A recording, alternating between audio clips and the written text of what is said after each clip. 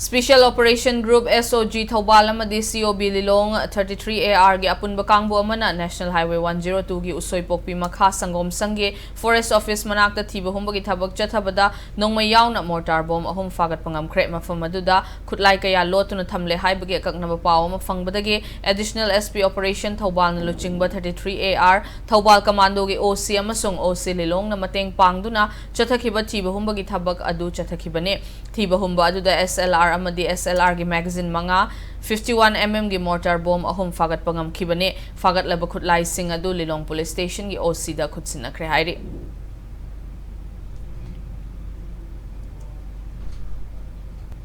Assam Rifles BSF amasung Chorchanpur Police ki apunba team amana Chorchanpur District ke Gothal Faulizang Village da thiba humba chathabada nongmay amadi kapayari ba maru fagat pangamkhre Red Seal Division gi Indian Army gi makhada chathakiba operation adu da fagat laban nongmay amadi maru sing adu di 9mm carbine gun ama 1 tear gas gun ama improvised mortar ama nongmay amadi warlike store sing ne fagat laba potlam sing adu makhata na thizin humzin na ba Chorchanpur Police Station da khutsin nakhre